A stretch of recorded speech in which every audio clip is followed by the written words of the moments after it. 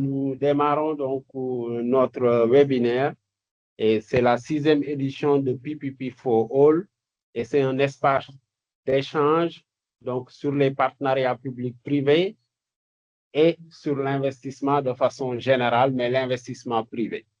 Donc aujourd'hui, nous avons l'honneur d'accueillir 4 panélistes et j'ai l'insigne honneur de modérer ce panel. Je disais d'habitude, voilà, j'étais participant en tant que panéliste et j'avais Maître Adama qui était dans la salle pour compléter. Et donc aujourd'hui, vraiment, on est honoré, Maître, d'être le modérateur et de vous avoir comme panéliste, d'avoir Malick Ba également, d'avoir Alla Gueye et Abdoulaye Ly. Voilà, si Alla et Abdoulaye sont connectés, voilà, j'aimerais bien que tous les panélistes puissent ouvrir voilà, leur caméra pour qu'on passe 2 minutes chacun pour se présenter avant de rentrer dans le tour de sujet avec les questions. Voilà, donc je suis de retour, désolé, c'est la technologie. Voilà. Donc, je vous invite à vous présenter, voilà, sauf si c'est déjà fait, voilà, mais j'aimerais bien. Je n'avais pas entendu, j'avais pas entendu. Voilà, donc je demande donc qu'on commence la présentation des panélistes, voilà, en commençant par Maître Adama Gueye. Voilà, vous avez la parole. Merci beaucoup, Lamine. Merci pour l'invitation. Merci à tous les participants à ce webinaire. Donc, je vais me présenter très rapidement. Mme Adama Gueye, je suis avocat depuis un certain temps et associé gérant de la société d'avocats Mme Adama Gueye Partners. La relation avec les PPP est une relation qui date d'un petit moment. Lamine m'a fait l'honneur de m'associer à beaucoup de ses initiatives en matière de PPP. Et nous avons aussi le plaisir de collaborer sur certains projets de PPP. Merci. Merci, Maître. L'honneur est partagé. Voilà.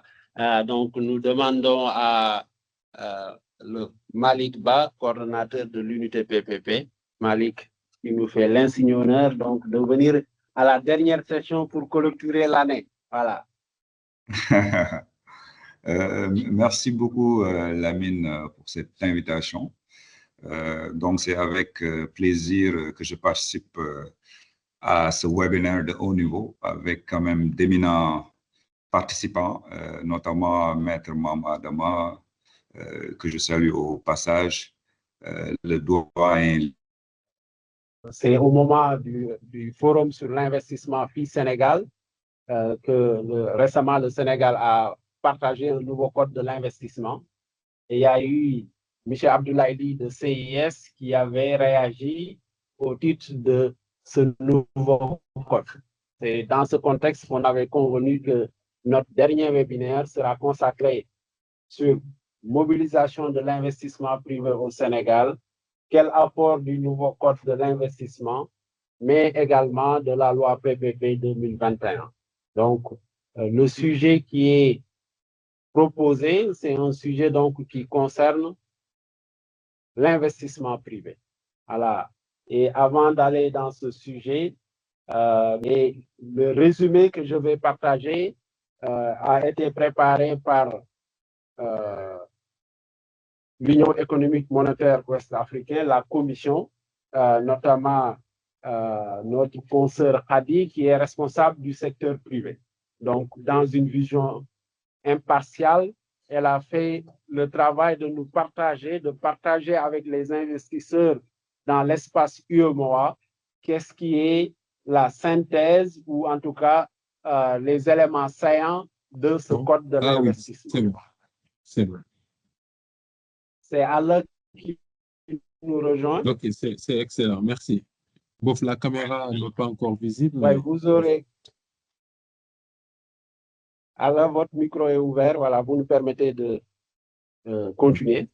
En substance, le code voilà, contient une dizaine de chapitres et qui ont pour vocation principale un certain nombre d'objectifs stratégiques que la Commission a résumés et je m'en vais vous les lire. Le premier, c'est le développement du secteur privé national. Deuxième, c'est la promotion de l'investissement privé dans les secteurs prioritaires. Troisième, la promotion des petites entreprises et des petites et moyennes entreprises. Quatrième, la création d'entreprises nouvelles et le développement des entreprises existantes. Cinquième, la création d'emplois et la réduction des disparités territoriales en matière d'investissement.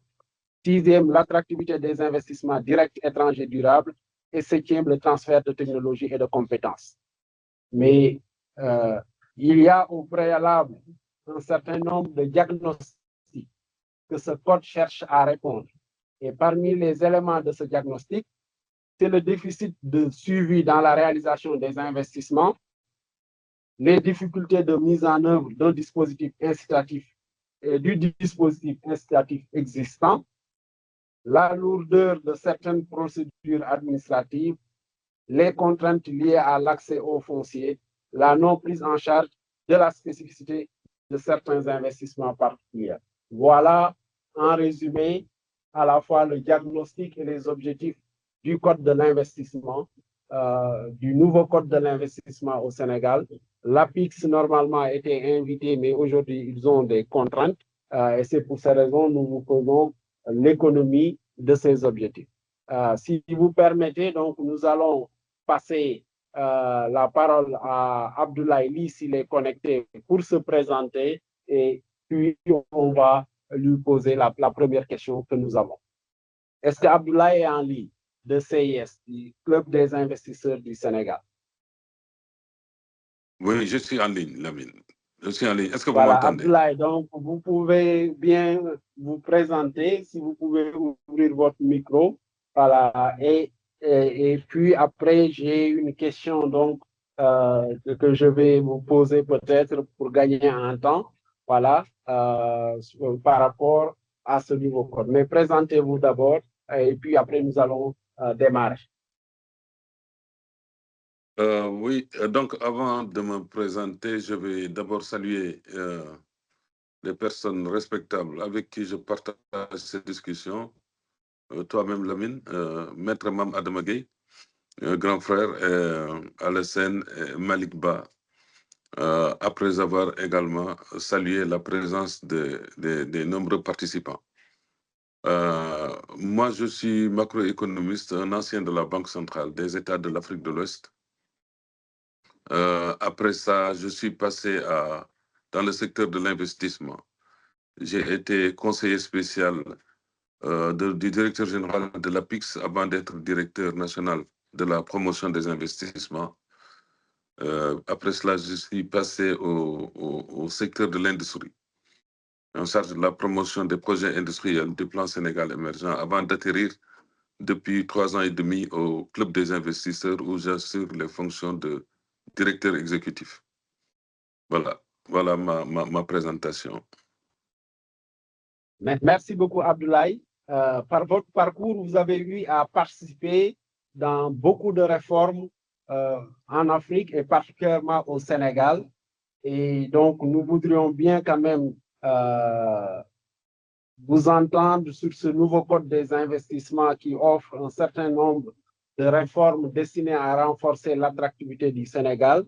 Selon vous, quelles sont les innovations majeures introduites par ce nouveau code et en quoi elles contribuent concrètement à stimuler la mobilisation de l'investissement privé, tant national qu'international? Autrement dit, vous êtes à la fois CIS, un club des investisseurs du Sénégal, et ce nouveau code-là répond-il à vos attentes?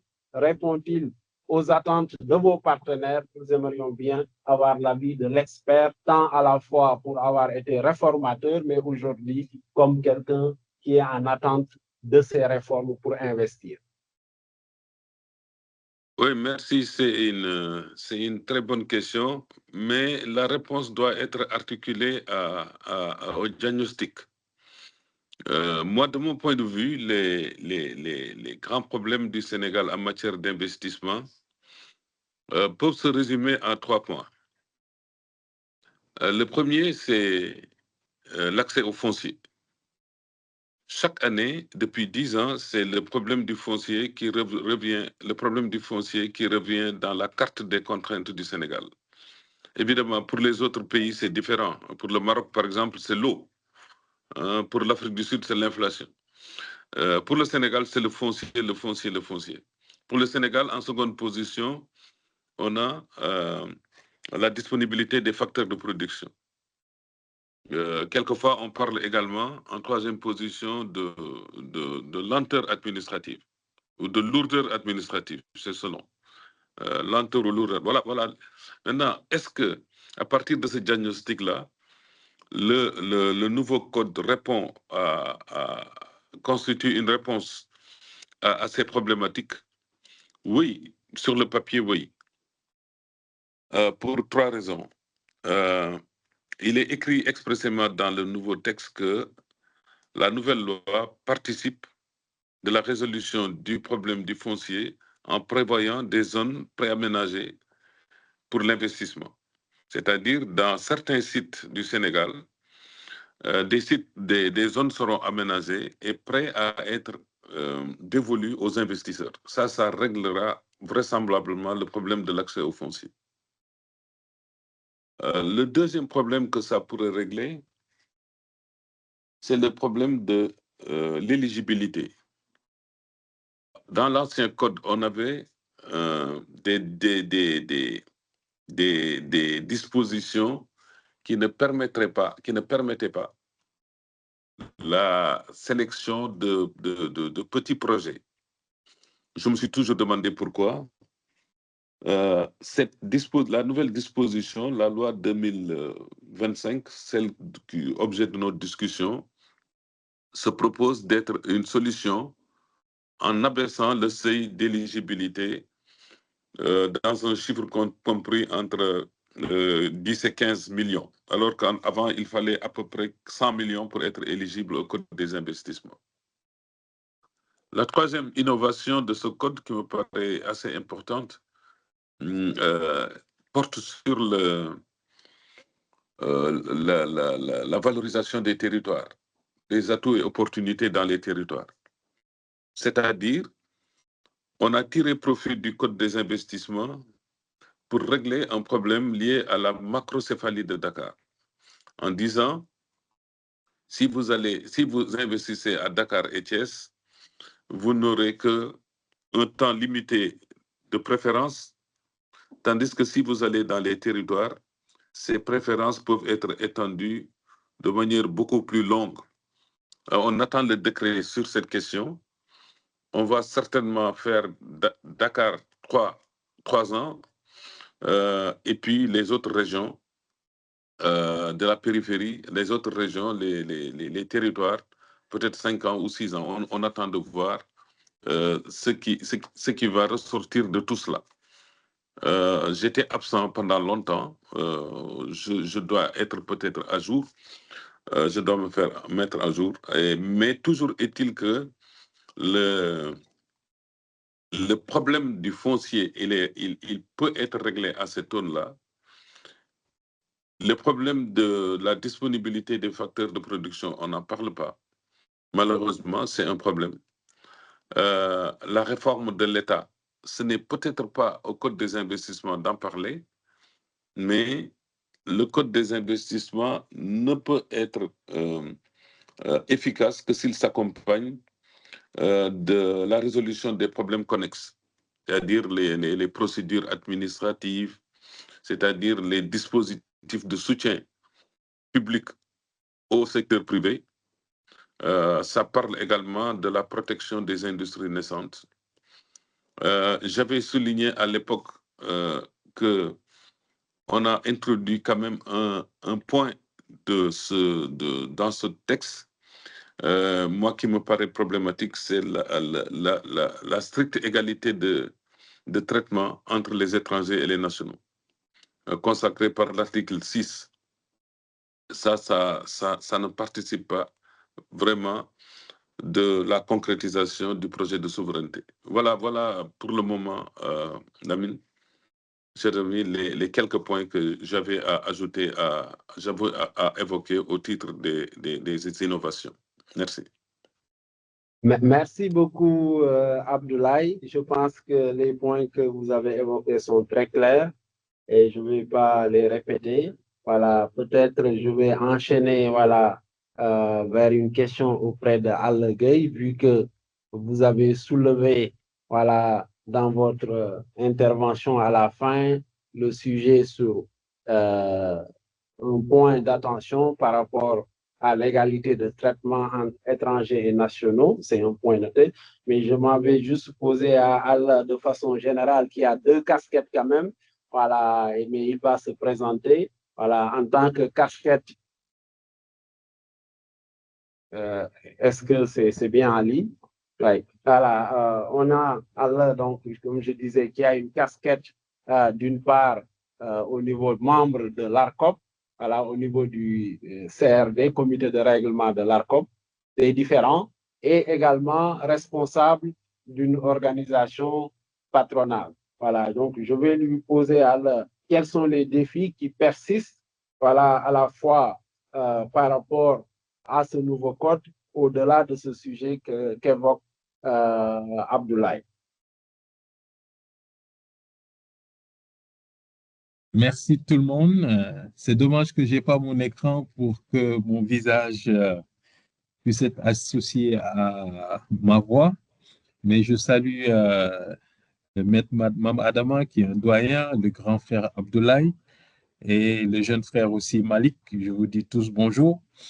Et c'est dommage qu'on n'a pas l'APIX parce que ce code des investissements euh, pose problème. Moi, je l'ai dit, hein, je dis que le code, parce que pour la présentation, ça fait 26 ans que je suis dans le secteur privé industriel du Sénégal, du Mali et du Burkina, dans lesquels vraiment j'ai implanté des usines. Au Sénégal, c'était une entreprise familiale. Mais depuis 1999, nous sommes présents et nous échangeons avec l'État sur des choses importantes comme le code des investissements. Je fais partie des premiers donc, membres donc, du CPI de l'APIX. Hein? Donc, dans le groupe, j'étais dans le groupe barrière administrative avec Abdoul Mey, qu'il avait présidé avec Lakfala Laïus. Et à l'époque, vraiment, on avait ces grands messieurs qui venaient assister aux travaux. Maintenant, on a perdu un peu cette particularité d'avoir donc ces grands industriels, mais qui ont cessé de venir et qui se font représenter. Je pense que ça fait partie aussi des vœux qu'on doit faire, des défis qu'on doit relever pour que ces grands industriels puissent participer. Il ne faut pas se fatiguer, il faut aussi continuer à intervenir. Maintenant, pour venir sur les défis, je vais d'abord commencer par des éléments qui ont été quand même déjà soulevés, comme l'article 6. L'article 6 nous pose un sérieux problème.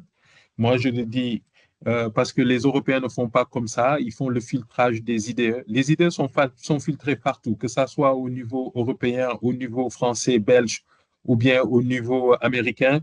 Dans tous ces pays-là, donc, les investissements directs étrangers sont filtrés pour de bonnes raisons d'ailleurs. Donc, dire qu'on est à égalité de traitement, je ne pense pas que c'est ce qu'il fallait écrire. Mais nous, ce qu'on dit, on ne demande pas par rapport à la nationalité, mais il faut que vous ayez une résidence fiscale. C'est ce que nous disons, et c'est ce que d'ailleurs les Européens disent dans leurs documents. En France, en Europe, ils disent bien, même si vous êtes citoyen d'un pays membre de l'Union européenne, mais si vous n'avez pas la résidence fiscale, vous êtes traité comme un étranger par rapport aux investissements directs étrangers et surtout par rapport à des infrastructures critiques et des secteurs qui sont vraiment très sensibles. Malheureusement, l'APIX n'a pas tenu bon de tenir cela, mais je pense que c'est quelque chose qu'on doit continuer à poser sur la table. Le champ d'application, ce n'est pas clair. Le champ d'application, article 2, est loin d'être clair parce que la façon dont on l'a écrit, parce qu'avant, dans le code de 2004, on donnait les secteurs éligibles. Mais actuellement, ils ne donnent pas les secteurs éligibles, mais ils excluent. Mais en excluant, mais ils n'ont pas prévu l'éducation. Donc, ils disent donc tout ce qui est activité libérale réglementée en dehors de l'éducation sont exclus. Donc, mais l'éducation, excusez-moi, en dehors de la santé. Donc, les activités libérales réglementés en dehors de la santé sont exclus. Mais le secteur privé de la santé, c'est là où on doit avoir le plus de PPP. Parce que quand même, le ministère de l'Éducation nationale a bien montré que le secteur privé de l'éducation compte pour 20% de l'effectif des élèves et pour 25% le quart du patrimoine éducatif. Donc ça, vous ne pouvez pas faire. Et les gens, ceux qui investissent dans l'éducation, le secteur privé, ont d'énormes difficultés. D'abord, la fiscalité n'est pas la même parce que le Sénégal est un pays laïque, mais l'exonération fiscale dont dispose l'école privée catholique, les laïcs ne l'ont pas. Et puis, l'accès du foncier n'est pas aussi facilité à l'école laïque, alors que l'école confessionnelle a beaucoup d'avantages fonciers. Donc, pour dire que le champ d'application, et puis, ce n'est pas clair pour le transport également. Parce qu'avant, on avait bien exclu le transport qui n'est pas maritime et qui n'est pas aérien. Donc, tout ce qui est aérien était éligible et tout ce qui est maritime était éligible. Mais avec le BRT qui s'est passé, je ne sais pas comment ils ont fait ça, mais il y a des clarifications et surtout l'article, parce que vous demandez l'intégration entre le Code des investissements et puis la loi PPP. Vous avez l'article 54 qui parle du régime fiscal et douanier des lois PPP, mais qui dit que c'est le droit commun qui est applicable. Mais ce qui nous inquiète, c'est qu'en bas, ils disent que des dispositions particulières relatives à l'acquittement des droits et taxes et impôts peuvent être précisées en annexe fiscale du contrat, approuvé par le ministère des Finances et du Budget. Donc, vous voyez, le régime fiscal n'est pas clairement fixé. Est-ce que celui qui fait le PPP, ben, il est automatiquement déversé dans le code parce que le code des investissements, c'est le droit commun. Ou est-ce qu'il y a des passe-droits avec des annexes qu'on peut toujours ajouter au niveau donc, du contrat? Et parce que là, ça pose, moi, je ne sais pas quel régime fiscal a été donné, parce que le transport est exclu, le transport routier est exclu, hein, que ça soit urbain ou autre chose, ce n'est pas dans le code des investissements de manière explicite. Maintenant, le vrai défi pour moi, hein, on a beaucoup d'autres éléments, hein, c'est-à-dire que la réservation de seuil, c'est une bonne chose. Vraiment, Lamine, tu as beaucoup travaillé là-dessus. On était là ensemble. On a travaillé ensemble. Juste pour préciser, je suis membre du conseil de régulation de l'ARCOP, mais pas conseil comité de règlement des différends. Je suis membre du conseil depuis 5 ans. Donc, j'ai assisté depuis 2020. Donc, j'ai assisté vraiment à l'élaboration de cette loi. Ce seuil de réservation est une bonne initiative, mais inopérant. Inopérant parce que si on regarde les PPP qui sont signés actuellement, il n'y en a que 2, Lamine. Il n'y en a que 2 PPP. Un PPP pour, comment il s'appelle, le Salman. Oui. Ouais. Oui. Est-ce que sur la partie PPP, vous pouvez peut-être sursoir votre point de vue jusqu'à ce que j'invite le Malick Ba à nous faire part des innovations sur les PPP et surtout du rôle de l'unité PPP. Voilà, comme ça, Donc, vous pouvez... tu veux que je me limite à quoi? Répète, s'il te plaît, je me limite au défi. Je dis, est-ce que vous me permettez qu'on s'arrête sur les défis de l'investissement, qu'on bascule sur la partie PPP en écoutant M. Malick Ba sur les innovations de la loi 2021 et après, vous pouvez reprendre la parole pour les défis. Voilà. Donc, Malick, si vous êtes en ligne, voilà, j'aimerais bien qu'on transite. Voilà, on a regroupé 2 thèmes. Hein. On est dans l'investissement privé. Le nouveau code qui apporte des innovations, mais la loi 2021 sur les PPP est un instrument pour mobiliser l'investissement privé. Voilà, donc on aimerait bien savoir cet instrument, quelles sont les innovations majeures, et Allah pourra certainement nous faire part tout à l'heure sur les défis en tant qu'acteur privé. Merci Lamine. Je tiens d'abord à m'excuser. J'ai quelques soucis techniques, raison pour laquelle, à un moment donné, je me suis déconnecté. Donc, bon, j'étais même en train de me présenter. C'est au moment de faire la présentation que l'Internet est malheureusement parti. Donc, je vais peut-être terminer de façon très rapide la présentation. Voilà, je me nomme Malick Ba, je suis le directeur des financements et des partenariats publics-privés et en même temps coordonnateur de l'unité nationale d'appui au PPP. Avant d'occuper cette fonction, j'étais conseiller technique du ministre de l'économie, du plan et de la coopération en charge des questions de financement et de la mobilisation des ressources. Et j'ai eu aussi la chance de travailler pour le gouvernement fédéral du Canada au niveau de Export Développement Canada, qui est un peu la banque publique d'investissement du gouvernement canadien. Et j'ai aussi eu la chance de travailler en capital markets pendant une dizaine d'années où j'ai eu à gérer un portefeuille d'investissement d'une valeur de près de 80 milliards de dollars. Et j'ai aussi été banquier à la JP Morgan aux États-Unis et à la Bank of America. Donc, en résumé, voilà, de façon synthétique, je voulais faire cette petite présentation-là.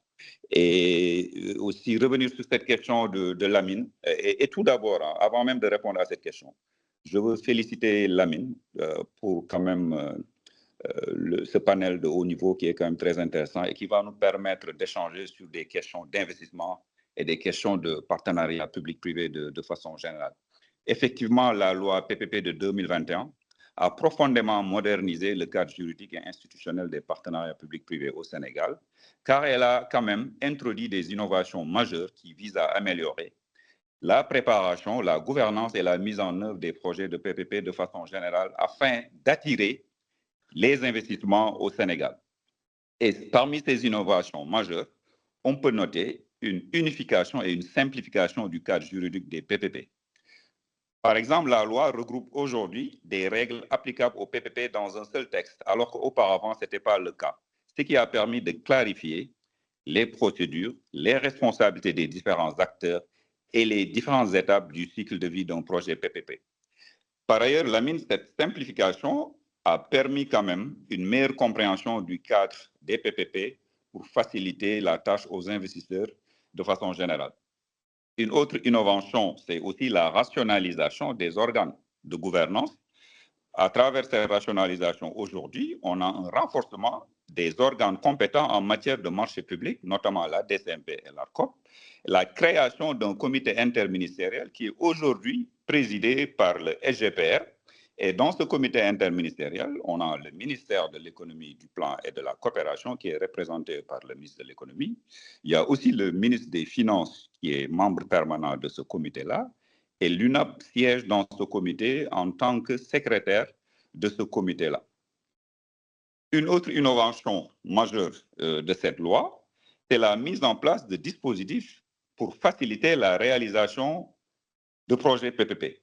La loi a introduit des mécanismes d'accélération des procédures, notamment pour la structuration, la passation et l'exécution des projets. Ces dispositifs permettront de réduire les délais d'amélioration, la réactivité des autorités contractantes et de sécuriser aussi l'investissement. On sait qu'effectivement, comme l'a soulevé tout à l'heure M. Sen, tout n'est pas parfait, mais il faudra aussi quand même peut-être contextualiser les choses. C'est une loi qui a été mise en place en 2021. Et après une mise en place d'une loi, il faut quand même vulgariser cette loi. Et c'est le lieu aussi de féliciter Lamine et ses équipes qui ont fait une campagne nationale qu'on a appelée Tabax PPP ngir Tabax Suñu Réew. Et ça a permis de vulgariser au niveau des autorités contractantes, même au niveau du secteur privé, afin de leur permettre de mieux se familiariser avec la loi PPP de 2021. Donc, c'est un processus. Et les arrêtés ont été signés, en 2022. Et effectivement, comme l'a bien dit Al, il y a eu quand même des projets qui ont été signés. Et peut-être faire un rappel, parce que beaucoup de gens aujourd'hui, je pense que ne comprennent pas bien le rôle de l'UNAP. L'UNAP, de façon très claire, c'est une unité nationale d'appui. On bien dit d'appui, mais pas de réalisation. Dans d'autres pays, l'unité PPP a un mandat de réaliser des projets PPP. Mais ce n'est pas le cas au Sénégal. L'UNAP appuie. Aujourd'hui, l'UNAP n'a pas le contrôle sur toute la durée de vie de la procédure des PPP. Je peux vous citer un exemple. Il est déjà arrivé au niveau de l'UNAP un dossier PPP qu'on a accompagné en amont, on a structuré, on a donné un avis. La prochaine étape était celle d'aller au niveau du comité interministériel pour donner une décision. Et l'autorité contractante a décidé à la dernière minute finalement de le faire en marché public. Donc aujourd'hui, Lamine le sait très bien, l'UNAP ne peut pas empêcher à une AC d'aller en marché public. Voilà, donc juste pour dire que, on dit souvent que il y a des manquements, on en est conscient. Voilà, mais l'UNAP n'a pas le contrôle sur tout ce processus-là. C'est ensemble, avec les autorités contractantes, avec le secteur privé, qu'on pourra réussir aujourd'hui à faire des PPP au Sénégal, surtout qu'aujourd'hui, il y a un objectif très ambitieux des autorités. Dans le cadre de la vision Sénégal 2050, comme vous le savez bien, près de 24% des investissements sont prévus sous forme de partenariat public-privé. Donc, juste en résumé, et j'aimerais quand même revenir sur quand même deux innovations aussi majeures pour moi qui sont quand même assez importantes dans le cadre de la loi PPP de 2021. Aujourd'hui, voilà, il y a une mise en place de dispositifs spécifiques de promotion du secteur privé national et du contenu local. Et une des innovations les plus importantes concerne l'intégration de mesures destinées à renforcer la participation du secteur privé national et communautaire dans des projets de partenariat public-privé. Par exemple, dans la loi PPP de 2021, il est prévu la réservation des projets PPP de moins de 5 milliards de francs CFA aux opérateurs économiques nationaux et communautaires, favorisant l'accès des PME sénégalais aux projets. En outre, il est réservé au secteur privé national et communautaire au moins 33% du capital des sociétés de projet, garantissant une implication significative des entreprises locales et communautaires. Et ce seuil-là pourrait même être revu sur validation du comité interministériel. Et également, il y a aussi une réservation des opérations de sous-traitance aux entreprises nationales, ce qui permet de stimuler l'écosystème industriel local afin d'encourager la création d'emplois, voilà, pour nos jeunes et pour nos populations. Et aussi, bon, il y a une fixation de marge de préférentiel pour les entreprises, intégrant le contenu local dans leurs offres. En résumé, bon, j'ai été quand même peut-être assez long. Pour moi, la loi quand même a introduit des mécanismes de gouvernance renforcés qui permettent aujourd'hui au secteur privé national et aux autorités contractantes de pouvoir faire des PPP. Et grâce à ces nouveaux outils-là, la loi offre pour moi un cadre juridique sécurisé, simplifié, propice à la mobilisation de l'investissement privé.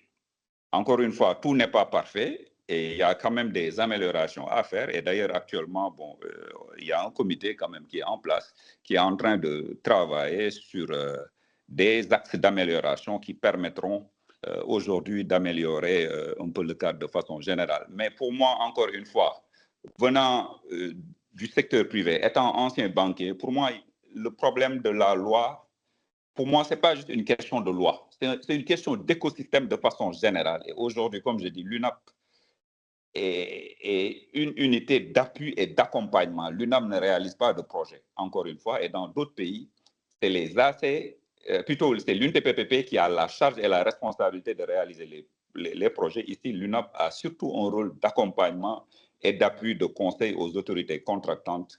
Voilà, Lamine, quelques points que j'aimerais apporter à la discussion. Merci beaucoup. Merci beaucoup, coordonnateur Malik. Voilà, donc on va à là, donc je vous redonne la parole pour 2-3 minutes sur les défis donc, que vous rencontrez en tant qu'acteur privé, bien que le coordonnateur donc, a donné des éléments de contexte voilà, pour enrichir donc, le sujet. Et on va terminer par Maître Adam Gaye juste après, voilà, pour une question. Voilà. Donc, alors, est-ce que vous pouvez revenir voilà, sur les défis? Lamine, comme je le disais tout à l'heure, c'est-à-dire on n'a pas vraiment travaillé sur l'intégration entre le Code des investissements et la loi PPP. On n'a pas suffisamment travaillé sur cette intégration et c'est quelque chose, c'est un défi fondamental à mon avis parce que, comme on le dit, le champ d'application devait pouvoir verrouiller.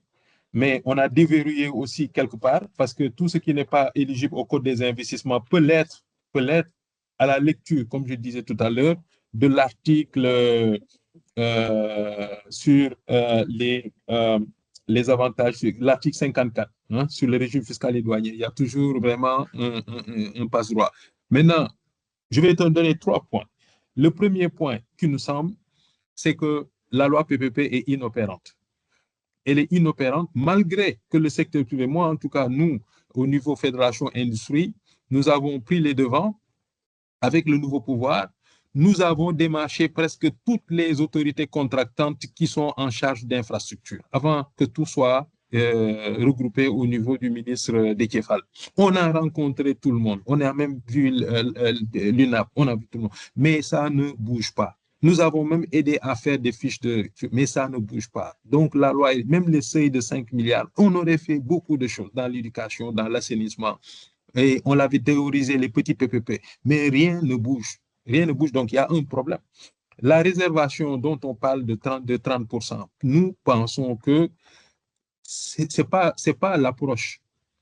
Parce que les Européens, les Américains font ce qu'ils appellent filtrage des idées. Il y a les infrastructures critiques. Quand une infrastructure est critique, c'est-à-dire publique, l'eau, l'électricité, les routes, l'aéroport, etc., l'étranger, lorsqu'il n'a pas une résidence fiscale dans le pays, ne doit pas être à une position qui lui permette de détenir la propriété. C'est ce que les Européens font. Nous, on n'a pas le courage de le faire et on doit le faire.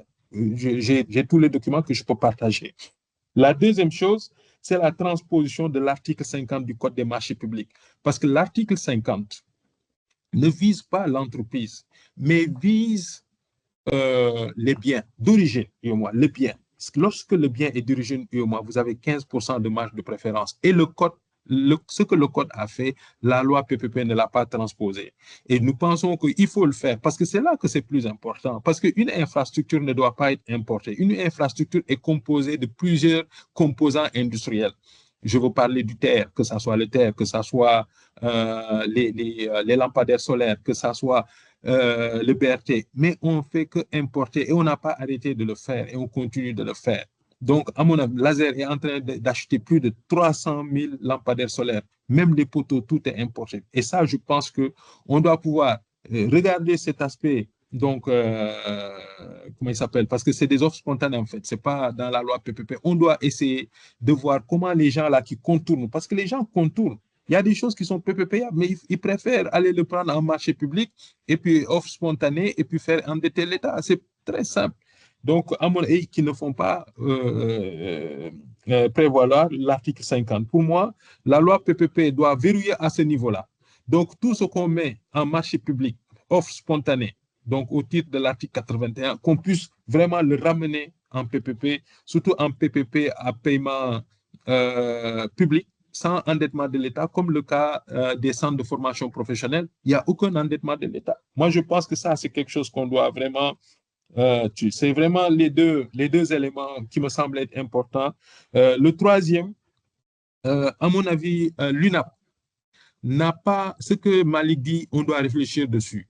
On ne doit pas laisser les autorités contractantes, en fait, le tempo pour amener les fiches de projet. Parce qu'ils ne connaissent même pas c'est quoi PPP. Moi, en tout cas, j'en ai vu beaucoup sur des ministères très importants, mais ils ne savent pas c'est quoi vraiment un PPP. Et ces gens-là, ce n'est pas eux qui vont préparer. Et eux, leur point d'ancrage, c'est les offres spontanées. Ce n'est pas le PPP. Et je pense que c'est là qu'on doit pouvoir, lorsque même nous, on fait des offres, nous, on a mis beaucoup de temps pour faire à certaines autorités contractantes jusqu'à aider à faire les fiches de projet. Mais tout ce qui est gratuit n'est pas apprécié à sa juste valeur par les autorités contractantes. Ils ne bougent pas, elles ne bougent pas, ces autorités contractantes. Ouais. Voilà ce que je voulais dire sur ces trois points. Merci beaucoup. Merci, c'est très riche comme complément. Mais je pense que, voilà, vous venez de soulever des défis et nous savons qu'au Sénégal, comme dans d'autres pays, voilà, chaque fois qu'on élabore des textes, il y a des défis qui sont rencontrés. Et donc, est-ce que le sujet ne devrait pas être formulé différemment? Et je pose la question à Maître Adam Gueye. Au-delà des textes, quel autre levier faut-il actionner pour attirer durablement les investissements privés? Est-ce que finalement, le sujet n'est pas ailleurs? Maître, est-ce que vous pouvez nous éclairer au vu de votre expérience sur ces sujets où vous accompagnez assez souvent les investisseurs privés locaux ou internationaux? Peut-être on a perdu Maître pour des raisons techniques parce qu'on me signale qu'il était en train de m'appeler au téléphone. Voilà. Mais la question que je lui posais, c'était voilà, par rapport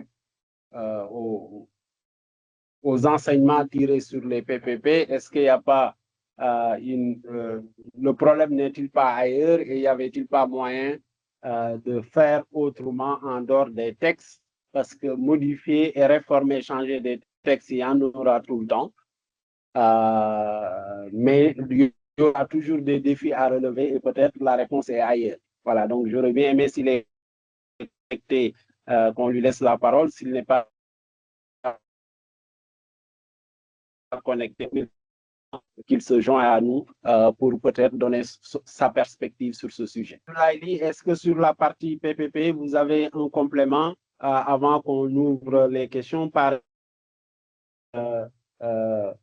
Malik, voilà, sur les enseignements tirés à la fois comme soulevé par Allah, sur la partie intégration, code d'investissement, loi PPP et sur les défis rencontrés qui, de mon point de vue, en tout cas, méritent d'autres alternatives au-delà des textes.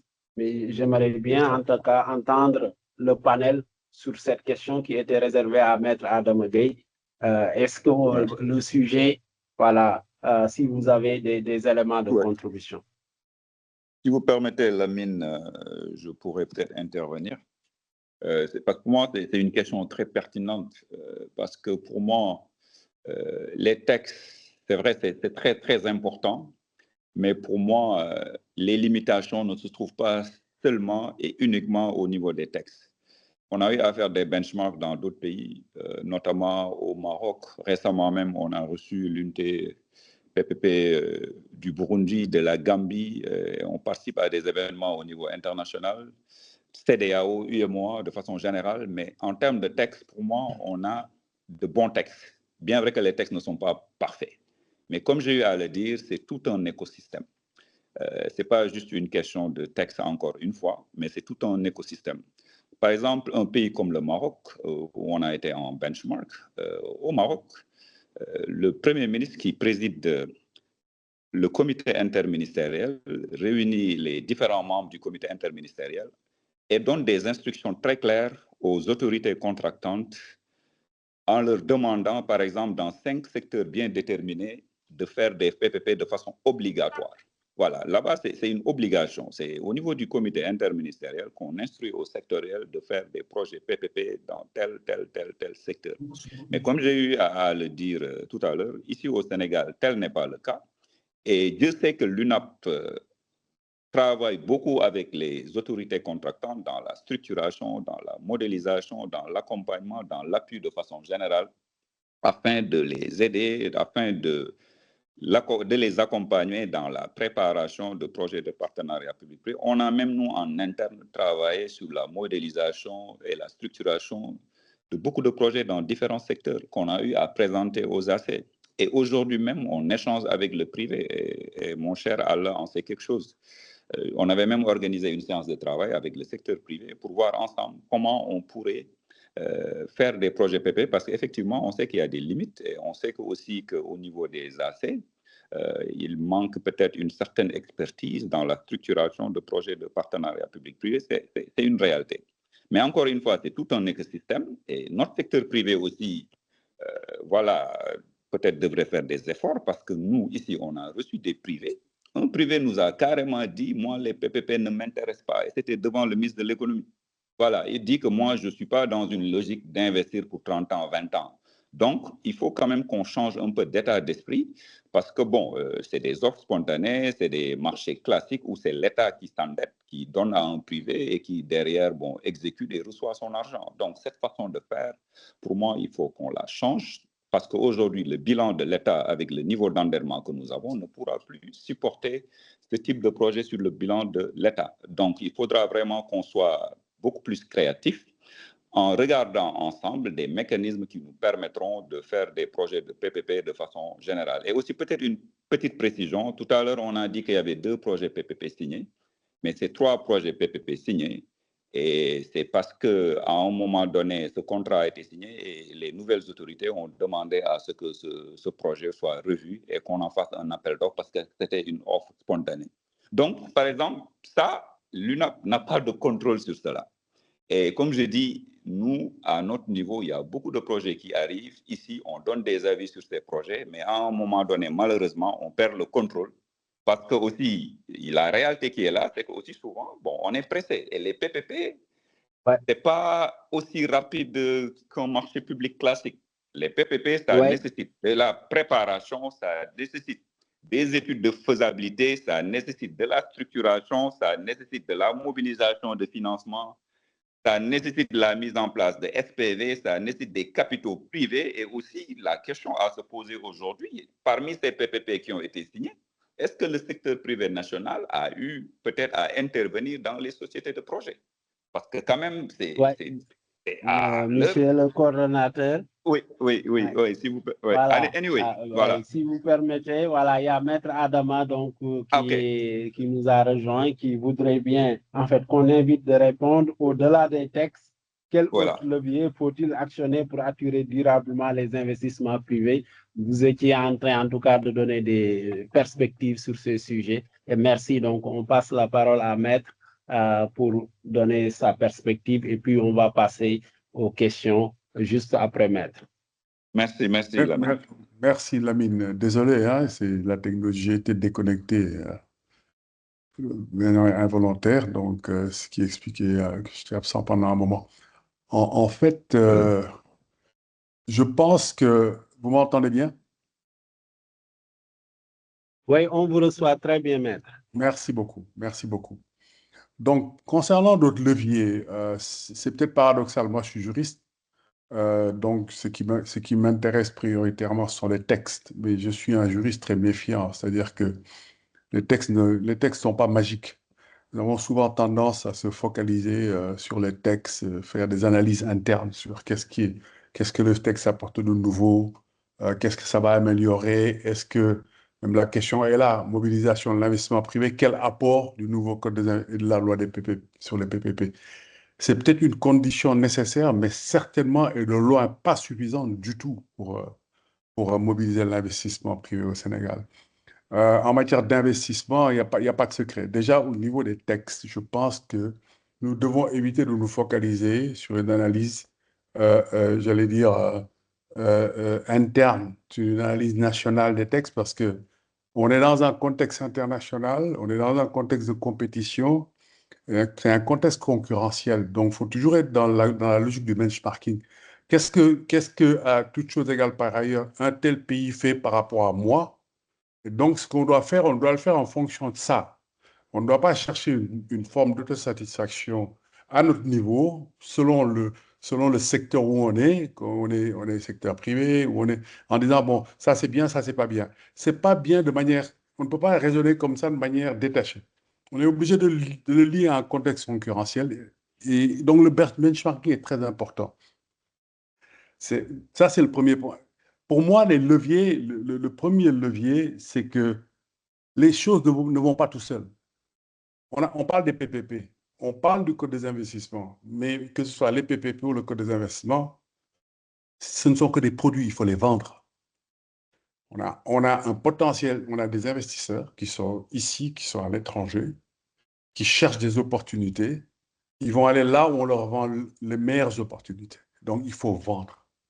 Lamine sait bien de quoi je parle. Aujourd'hui, on parle beaucoup de PPP, mais nos PPP, il faut les vendre. C'est du marketing. Il y a un marketing des potentialités qu'il faut faire. Et de ce point de vue, je pense qu'il y a quelque chose qui manque. C'est-à-dire que, bon, de grands forums de temps en temps, comme Apix a fait, c'est bien, mais il faut avoir un écosystème multipartite qui vend le Sénégal, qui vend les projets de PPP, qui vend notre code des investissements. Ça, c'est un premier point qui me paraît très important. Quand on a vendu le service après-vente, quand les gens ont décidé de venir, d'investir parce que, bon, certains, nous, on a quelque chose de magique d'ailleurs. Il y a des gens qui veulent venir au Sénégal, quelquefois, on ne sait même pas pourquoi ils veulent venir. C'est un avantage qui est extraordinaire. Mais s'ils viennent, qui s'installent, qui commencent, mais un investisseur, on ne le lâche pas. Il faut assurer un service après-vente. Et les investisseurs, quand ils viennent dans les gros projets de PPP ou dans les gros projets d'investissement, de financement de projets, il y a toujours des conventions qui signent avec l'État, des conventions d'État hautes. où l'État s'engage à leur faciliter les choses au cours de la réalisation du projet et au cours de l'exploitation. Mais souvent, ils sont laissés en rade. Ils sont laissés en rade. Une fois qu'ils ont investi, l'État qui a signé l'accord est parti, n'est plus réactif. Donc, c'est un mauvais signal. Donc, ça, c'est un élément de retour d'expérience. C'est un mauvais signal parce que quand on a des investisseurs qui sont déjà là, c'est le même principe en marketing. C'est une règle générale en marketing. Il est beaucoup plus difficile de gagner un nouvel investisseur que de garder celui qu'on a déjà. Donc, il faut bien soigner ce qu'on a déjà pour inciter les autres à venir, au-delà des textes nouveaux qu'on leur propose. Malheureusement, l'État, souvent, n'est plus réactif. Il a signé un accord d'État hôte qui joue un rôle extrêmement important par rapport à la question de la bancabilité, parce que le promoteur, c'est sur la base des conventions qu'il a signées, de l'accord État hôte, qu'il se présente devant ses prêteurs. Et les prêteurs acceptent souvent de venir parce qu'il y a des éléments qui sont très satisfaisants dans l'accord État hôte, mais encore faut-il que ce soit exécuté pendant toute la durée de réalisation du projet. Et de ce point de vue, il y a des manquements de l'État. Un autre point, et Abdoulaye l'a évoqué de manière, bon, c'est une question qui est récurrente, lourdeur administrative, blocage administratif, amélioration de l'environnement des affaires. Il faut que pour une bonne fois pour toutes, qu'on se convainque du fait que notre administration, notre environnement administratif n'est pas friendly, n'est pas favorable à l'investissement. Il faut qu'on s'en convainque. Ce problème doit être impérativement réglé. L'administration, son mindset doit être aligné sur la volonté des autorités à attirer les investisseurs, locaux comme étrangers. Ce n'est pas le cas. Nous n'avons pas une administration friendly. Notre administration n'a pas une culture d'hospitalité par rapport aux investisseurs. Et ça, c'est fondamental. C'est fondamental. Il faut qu'on s'en convainque. On fera tout ce qu'on veut. Si l'administration n'est pas friendly, les gens ne viendront pas. Et je donne deux exemples fondamentaux, et ça, c'est un retour d'expérience. Deux administrations qui jouent un rôle capital en la matière qui ne sont absolument pas friendly. C'est l'administration fiscale, c'est l'administration des douanes. Aujourd'hui, l'administration fiscale et l'administration des douanes sont très dures avec les investisseurs. Même, je ne dis pas que les investisseurs ont toujours raison, ce n'est pas le cas. Mais quand vous les accompagnez, vous rencontrez ces administrations pour discuter de dossiers, mais vous cognez la tête contre le mur. Tellement les gens ne sont pas accueillants, ne sont pas attentifs, ne vous écoutent même pas. Ce qui les intéresse, c'est taper. Amendes et des amendes hallucinantes. Quand on voit certains montants d'amendes, c'est totalement déraisonnable dans certains projets. Et ça m'amène à un point qui est la troisième observation sur un levier, c'est quand je parlais de demande, souvent, je pensais à la réglementation d'échange. Et ça m'amène au troisième point. Cette réglementation, qui est une réglementation communautaire, doit être alignée sur les standards internationaux pour améliorer la bancabilité des projets. Aujourd'hui, ce n'est pas le cas. Nous espérions qu'avec le règlement 0624, qui a remplacé le règlement 09, les choses allaient s'améliorer. Ce n'est pas le cas. Ce n'est pas le cas. Aujourd'hui, vous ne pouvez pas imaginer, en matière de financement de projet, il y a des règles standards internationales. Vous faites du financement de projet, on va vous demander, bon, la possibilité d'ouvrir des comptes à l'étranger. C'est possible dans nos textes, mais dans des conditions tellement rigoureuses, tellement décalées par rapport aux exigences. Je vous donne juste un exemple. On vous dit, oui, c'est possible. Vous pouvez avoir des comptes ouverts à l'étranger sur autorisation du ministre des Finances, après avis de la Banque centrale. Si vous l'avez, ça dure 1 an. Ce n'est absolument pas aligné sur la durée des financements. C'est 1 an. Au bout d'1 an, vous devez demander le renouvellement. Si vous ne l'obtenez pas, vous devez fermer le compte et rapatrier tous les fonds. Et souvent, l'ouverture de ces comptes est une exigence, est un CP dans les financements de projet. Quand vous n'avez pas ces comptes, vous êtes en défaut. Donc, on se trouve dans des dossiers où les prêteurs sont obligés de faire des waivers, parce qu'à chaque fois que l'emprunteur n'a pas l'autorisation de garder les comptes, il est obligé de rapatrier et se trouve en défaut. Donc, il y a la question de l'alignement de la réglementation d'échange sur les standards internationaux en matière de bancabilité de projet. Une autre évolution de ce texte qui n'est pas favorable, c'est sur les garanties. Bon, le texte initial, le règlement 09, prévoyait des garanties, prévoyait une demande d'autorisation pour donner une garantie à un non-résident. Mais ce qui était concevable, mais pour obtenir ces garanties, c'est quasiment impossible. Vous écrivez au ministère des Finances, vous n'avez même pas de réponse. Vous n'avez même pas de réponse. Mais aujourd'hui, le texte, je ne vais pas aller dans les détails techniques, le nouveau texte, le nouveau texte est encore plus rigoureux sur la question des garanties. Jusqu'ici, par exemple, quand un emprunteur, un prêteur prêtait à un résident, si le résident donnait des garanties sur ses propres actifs locaux, on ne demandait pas l'autorisation. Mais aujourd'hui, le nouveau texte crée une ambiguïté.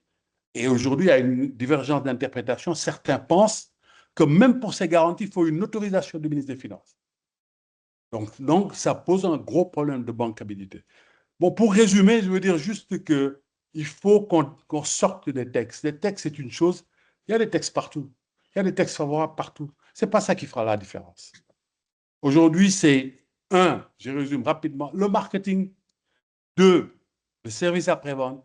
Et 3, l'alignement des dispositions communautaires sur les standards internationaux pour permettre de créer l'écosystème favorable au développement des investissements. Merci. Merci beaucoup, Maître. J'aime bien la fin avec les 3 points. Voilà, vraiment. Ça me rassure parce que sur la partie texte, effectivement, vous avez donné en tout cas des points de retour d'expérience, voilà, qui sont des points qui peuvent méritent d'être améliorés. Mais l'important, comme vous l'avez indiqué, c'est le fait que du point de vue mindset, du point de vue SAV, du point de vue marketing, du point de vue alignement avec ce qui se fait au mieux dans le marché avec le benchmarking. Et vous avez soulevé un point de user-friendly ou de l'administration friendly que j'aimerais moi articuler différemment en disant mettre les incitations. C'est un sujet d'incitation.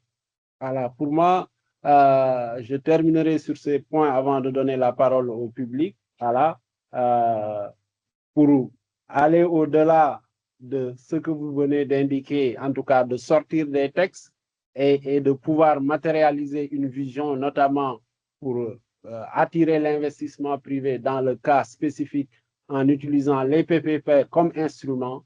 Voilà, il faut un alignement d'intérêts de tous les acteurs, y compris des autorités contractantes qui sont en charge de l'exécution. Il leur faut des moyens, il leur faut des incitations pour parvenir aux résultats. Donc, il y a moyen de réfléchir, en tout cas, sur les défis soulevés et les suggestions qui ont été partagées. Et peut-être on prend 3 à 5 questions, voilà, vu qu'il nous reste une vingtaine de minutes pour pouvoir vous laisser encore la parole, les panélistes, pour apporter des perspectives. Ça dépend aussi, ça peut être des contributions venant du public parce que c'est juste un espace d'échange. Voilà, donc, qui veut prendre la parole? Voilà, on prend 3 questions, voilà, vu qu'il nous reste une vingtaine de minutes.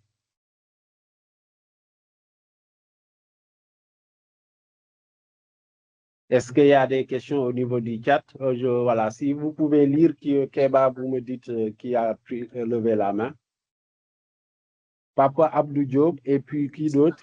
Comme ça, on prend.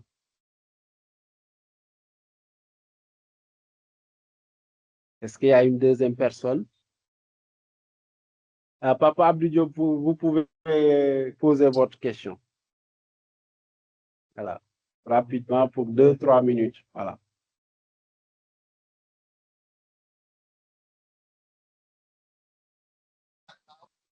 Oui, on vous entend. Merci beaucoup. Je m'appelle Papa Abdoulaye Diop, je suis docteur en droit des investissements. J'ai eu l'opportunité de travailler au CIS 2019-2020. Depuis, je suis retourné en France pour d'autres missions. Depuis janvier 2025, je suis rentré au Sénégal et j'ai eu l'opportunité aussi d'accompagner le cabinet GD NKB dans la réforme du code minier du Sénégal. Donc voilà une brève présentation. J'aimerais juste revenir sur la question en ce qui concerne la légalité de traitement qui a été soulevée par les panélistes qui semble poser problème. Moi, je pense que c'est pour moi le nouveau code des investissements, cette disposition qui porte sur la légalité de traitement a été bien aménagée dans le code. Pourquoi? Parce que dans l'ancien code des investissements, le législateur ne précisait pas l'exclusion des nationaux ou bien des étrangers dans certains domaines d'activité. Cette exclusion, cette légalité de traitement est prévue au-delà du code des investissements, c'est prévu même dans ce qu'on appelle les traités bilatéraux d'investissement. Donc, en élaborant un code des investissements, l'État décrit s'il dispose des traités d'investissement avec d'autres États et d'autres États tiers, il est obligé de mentionner cette égalité de traitement qui est prévue dans les TDI. Parce que s'il ne le fait pas, lorsqu'il adopte une politique de contenu local et qu'il privilégie ses investisseurs nationaux au détriment des investisseurs étrangers sur certains domaines, l'investisseur étranger peut l'attaquer pour discrimination. Donc, ce nouveau code des investissements, sur ce point, je pense qu'il a apporté une rénovation. Il a été beaucoup plus clair que l'ancien code. Si vous prenez l'ancien code des investissements, par exemple, il n'y avait pas cette exclusion des investisseurs étrangers. Alors que ce nouveau code pose clairement que sur certains domaines, il est dit, toutefois, l'État se réserve le droit, dans des circonstances financières, économiques ou industrielles particulières, d'adopter des mesures exceptionnelles d'exclusion des investisseurs nationaux ou étrangers de certains secteurs. Même s'il dit exclusion des investisseurs nationaux, c'est-à-dire que c'est lorsque, bien sûr, sur certaines expertises, des investisseurs nationaux n'ont pas de compétences techniques pour aborder certains contrats, on peut comprendre. Mais quand on parle d'exclusion des étrangers, on fait allusion tout simplement à la politique de contenu local. La politique de contenu local, c'est-à-dire que c'est certains domaines où les investisseurs nationaux sont compétents, donc on va les privilégier. Mais pour revenir sur la question justement, et pour finir sur la question de la politique de contenu local, je pense que quand on parle de politique de contenu local, on voit que le code des investissements, la loi sur les PPP, le code minier, le code pétrolier, et tous ces textes-là abordent une politique de contenu local. Je pense qu'il serait envisageable, il serait, je pense, que beaucoup plus simple de penser à mettre en place une loi sur le contenu local qui regroupe tous ces secteurs-là. Maintenant, après, on peut prendre des décrets d'application pour les spécifier en fonction de certains domaines. Parce que si ce texte aborde la politique du contenu local, on peut unifier ces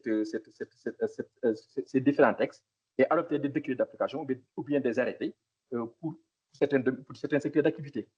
Et j'aimerais poser aussi une dernière question à M.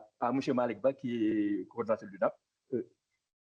Pour le contrat qui oppose aujourd'hui, qui fait actualité, le contrat d'ILC projet avec l'État du Sénégal, j'ai cherché à le trouver sur le site de NAP, je ne le trouve pas. J'aimerais savoir c'est quel type de contrat. Pourquoi je voudrais savoir cela? Parce qu'aujourd'hui, c'est une question d'actualité, il faut qu'on en parle. Il y a certains qui disent que ce contrat n'a pas été... ce contrat n'a pas été vraiment passé d'une manière transparente. Il y en a certains qui le disent. Moi, j'aimerais savoir c'est quel type de contrat. Est-ce qu'il s'agit d'un quel type de contrat de PFP, quoi? Merci beaucoup. Merci, M. Diop. Donc, on va passer la parole à c'est Yacine, Samba Yacine, qui avait demandé la parole en deuxième. Voilà. Qui avait demandé d'abord en premier? Oui, Samba Yacine, puis après Alassane Touré se prépare. Voilà, comme ça. Bonjour à tous. Et soyez bref, comme ça permet quand même aux panélistes de répondre, voilà, si le temps le permet. Mais l'important pour moi, c'est un espace d'échange, voilà. Et on a bien apprécié la contribution de Abdoulaye tout à l'heure, Papa Abdoulaye. Merci. Bonjour à toutes les personnes qui sont ici présentes. Je me nomme Samba Yacine Faye, juriste à l'Université Gaston Berger de Saint-Louis. Pour moi, j'avais deux inquiétudes. La première inquiétude, elle concerne la question de l'opérationnalisation des mécanismes incitatifs qui ont été aménagés dans la nouvelle loi PVP. Parce que la lecture de la nouvelle loi PVP, certainement, il y a un certain nombre de dispositifs qui ont été encouragés pour permettre le secteur privé national d'être au cœur des projets. À ce titre, il y a un dispositif de capitalisation de 33% qui a été aménagé pour permettre le secteur privé national d'être au cœur véritablement des projets qui sont initiés. Mais au regard du décret d'application, on se rend compte qu'il s'agit véritablement d'une faculté, compte tenu du fait que dans la plupart des projets qui sont aménagés, le secteur privé national, en réalité, ne figure pas dans le dispositif de gouvernance de la SPV. Parce que le docteur JT l'a eu à le rappeler dans son ouvrage, compte tenu du fait que dans la plupart des projets, c'est le FONSIS qui constitue l'organe qui capte ses parts. Mais qu'en est-il véritablement de l'articulation qui est retenue entre les textes et la pratique? La seconde inquiétude que j'ai, ça concerne véritablement la résidence fiscale. Est-ce qu'elle influe véritablement sur le fait que le secteur privé national puisse être au cœur de ces projets? Compte tenu du fait, si l'on sait que généralement, M. Malik a eu à le rappeler, la SPV constitue le véhicule d'investissement qui est au cœur véritablement de la gouvernance ou de l'exécution de ces projets. Est-ce que le secteur privé national, présent dans une éventuelle sous-traitance, pourra être incité à travers les mécanismes qui sont envisageables? Merci. Voilà, Alassane. Oui, bonjour, monsieur Lamine. Bonjour tout le monde. Moi, je me nomme Alassane Touré. Et je suis ingénieur financier et structuration, consultant en structuration financière. Donc, je vous remercie, monsieur Lamine, et vous félicite de cette plateau que vous nous avez offert aujourd'hui. Donc, sur les panélistes, il n'y a que vraiment des gens qui maîtrisent leur sujet et que vraiment on ne s'est pas ennuyé à les écouter. J'ai juste, étant financier, je rejoins ce que M. Mariba a dit par rapport sur les levées de fonds, parce que moi, je pense que quel que soit les codes d'investissement qu'on va faire et quelle que soit la loi de PPP qu'on va faire, si on ne revoit pas les modélisations ou les systèmes de financement des entreprises locaux, on ne va pas y arriver. Parce qu'aujourd'hui, le nœud de la guerre, c'est le financement. Parce que si on peut voter toutes les lois pour faire une préférence des contenus locaux et tout, mais si la société sénégalaise n'a pas cette capacité de lever des fonds ou cette capacité d'absorber, on aura toujours des problèmes.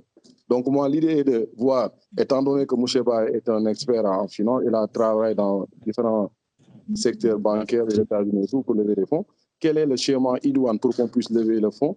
Et en plus, il y a quelqu'un qui vient de le poser tantôt. Pour les SPV, c'est un schéma vraiment qui est top et qui est innovant en créant des SPV et qui nous permet de vraiment aller en phase avec les investisseurs qui ont les sous et le contenu local qui ont la capacité ingénieure à réaliser les travaux. Je vous remercie. Merci. On passe à Papou Moussa.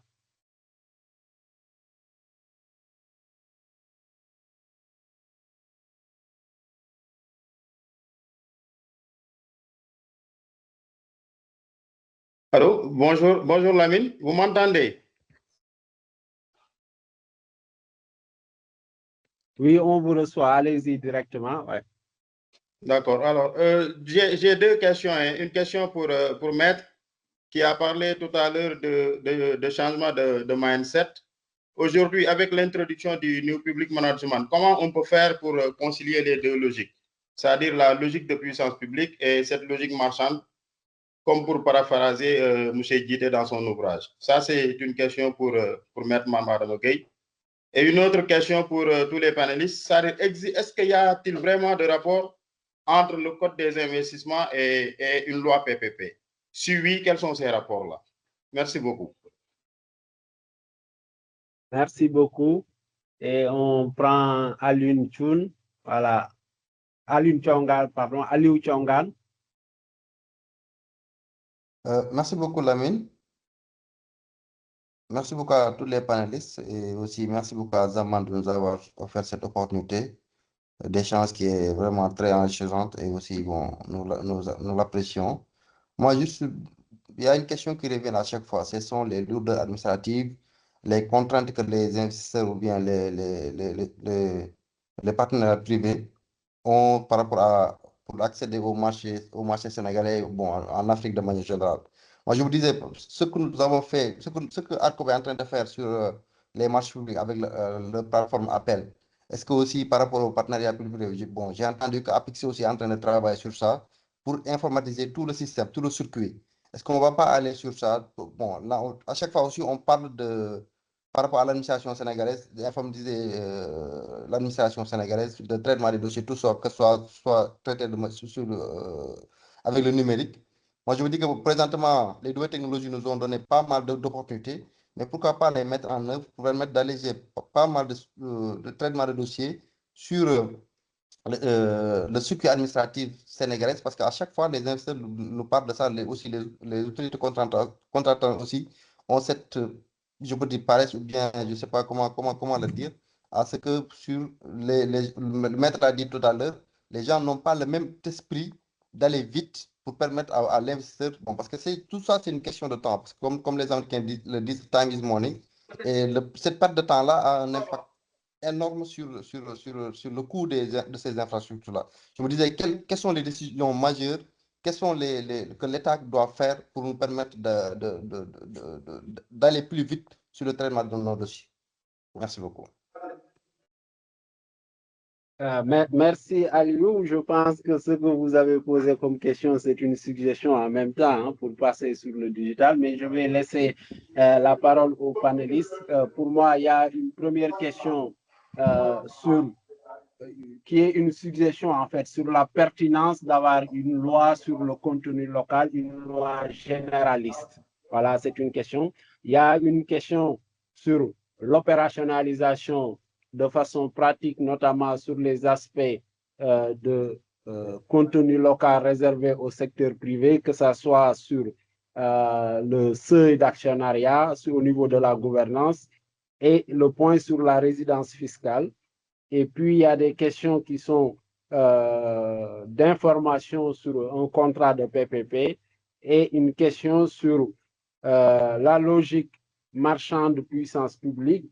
Et dernière question qui peut être peut-être liée avec le premier, qui était le rapport entre code de l'investissement et la loi PPP. Y a-t-il un lien? Peut-être, voilà un résumé des questions, mais si vous avez noté différemment, on va refaire le tour de table pour vous laisser la parole. Voilà, et donc, qui prend en premier? Voilà. Moi, Lamine, je voudrais intervenir, si tu le permets. Oui, Abdoulaye, allez-y. Oui. Sur un point que Maître Mam Adama Gueye a abordé tout à l'heure. Au-delà des aspects juridiques, quelles sont les mesures d'accompagnement à mettre en œuvre sur ce point? Abdoulaye, juste Oui. comme ça, on demande à l'auditeur, comme ça, on va aller jusqu'à 14h10 maximum. Voilà, comme ça, voilà, ça permet d'avoir 15 minutes. Voilà, il est 13h55. Voilà. Et on s'excuse pour ceux qui ne pourront pas aller jusqu'au bout. Voilà, mais on se donne 15 minutes. Voilà, merci. Allez-y. OK. Donc, moi, de mon point de vue, il manque une articulation. D'abord, ce que disait Maître Mam Adama Gueye, ça s'aperçoit d'ailleurs dans la confection de cette loi PPP. La loi PPP a été lancée en 2021, je crois, si je ne m'abuse. Et elle est terminée, elle a été achevée en 2025. Donc, vous voyez, 4 ans pour faire une loi, c'est illustratif des lenteurs administratives. C'est illustratif aussi de la manière de faire des réformes au Sénégal. La deuxième chose que je voudrais ajouter, c'est qu'il est utile, je crois, dans le cadre, comme dès lors qu'on oblige, aussi bien dans le contenu local que dans les PPP, les entreprises étrangères à mettre une dose de sénégalité dans ce qu'ils font, il est utile, de mon point de vue, d'avoir un fichier de partenariat national. Fichier de partenariat national voudra dire que quelqu'un qui vient de Nouvelle-Zélande, l'exemple n'est pas fortuit, c'est un pays très éloigné du Sénégal, qui vient investir ici dans les mines, à qui on oblige de prendre un Sénégalais dans le capital, dans la technologie, dans les facteurs de production, mais il se peut vraisemblablement qu'ils ne connaissent pas de Sénégalais, à qui ils devraient se tourner. Et donc, pour résoudre cette question-là, il faut vraiment un fichier de partenariat nationaux. qui permettra également, qui aura non seulement cette utilité de mettre à la disposition de l'étranger tous les partenaires de son choix. On ne lui obligera personne, mais on va lui donner peut-être 1500 ou 15 000 personnes sur lesquelles il fera un choix, avec une cartographie complète. Et cela aura le mérite également de sacher ce que les économistes appellent des passagers clandestins, c'est-à-dire des gens qui se disent sénégalais et qui ne le sont pas. On en a discuté il y a quelques jours lors des journées du contenu local, comment résoudre le problème des passagers clandestins. Autrement dit, des entreprises qui se disent sénégalais, mais dont toutes les retombées vont à l'étranger. Voilà ce que je voulais ajouter sur cette question-là. Maintenant, sur le dernier point, il nous faut encore beaucoup plus de discipline collective pour faire des PPP. Je donne un exemple concret. Si vous faites une gare routière à Richard Toll, vous faites ça en PPP. Vous dites aux gens que la rentabilité de la gare routière est tributaire d'un degré de trafic, de fréquentation. Alors que les gens continuent de prendre leur véhicule le long de la route nationale, il n'y aura pas de fréquentation sur la gare routière. Ce sera un investissement perdu. Et il me semble que c'est arrivé ailleurs. Donc, nécessité forcément d'observer une discipline collective. Et enfin, tirer les leçons de ce qui n'a pas marché concrètement. Quelles sont les épreuves qu'on a connues? Lamine, je te provoque là-dessus. Il faudrait peut-être faire une revue de comment a été monté de bout en bout l'autoroute à péage. Les dysfonctionnements, les manquements, les oublis, les ratés, les succès. C'est important, c'est emblématique. J'ai eu l'occasion d'y travailler et c'est même passionnant et c'est très pédagogique. Voilà ce que je voulais ajouter, Lamine. Merci beaucoup. Merci beaucoup, Abdoulaye. Je pense que ton dernier point va de ce que disait Maître sur le benchmarking de façon générale. Voilà, c'est important, y compris dans le pays. Voilà, donc, qui prend les autres questions? Voilà, est-ce que, bon, Malik, vous êtes sollicité? Oui. Voilà. Oui, merci beaucoup, Lamine. Peut-être juste avant de répondre aux différentes questions, juste faire une petite précision par rapport à la loi PPP de mars 2021. Donc, la loi a été votée au mois de mars, notamment le 2 mars 2021, et le décret d'application de la loi au mois d'octobre 2021. Donc, pour moi, c'est le lieu aussi de féliciter, hein, Lamine, ce n'est pas parce que vous êtes le modérateur. Voilà, à l'époque, vous étiez le coordonnateur de l'UNAP. Et en si peu de temps, quand même, on a pu avoir les différentes validations pour la mise en place de cette loi, ce qui a permis au mois de mars 2022 de signer le premier contrat de PPP sur la base de cette nouvelle loi, notamment le centre de formation professionnelle. Voilà, donc ça, quand même, c'était une petite précision que je voulais apporter. Donc, quelqu'un a parlé de digitaliser les process ou les procédures. Lamine, excuse-moi, je me suis trompé. Je parlais de code des investissements. Excuse-moi, ce n'est pas la loi PPP. Quand j'intervenais tout à l'heure, les lenteurs portées sur le code des investissements. C'est bon, je pense qu'il a clarifié. Merci. D'accord. Okay. Voilà. Okay. Non, c'était juste important quand même, voilà, de clarifier, voilà, donc que c'était, voilà, quand même, ça a été fait en cette période-là. Donc, voilà, concernant la digitalisation aujourd'hui des procédures de mise en œuvre de partenariat public-privé, pour moi, c'est un point très important. Et surtout, aujourd'hui, on parle de New Deal technologie. Et l'UNAP, quand même, a pris les devants, voilà, et a déjà même mis en place une plateforme qu'on appelle Source PPP Sénégal, qu'on a d'ailleurs lancée au mois d'août 2025. Et d'ailleurs, la cérémonie même de lancement de cette plateforme-là a été faite sous la présidence de Monsieur le ministre de l'Économie, du Plan et de la Coopération.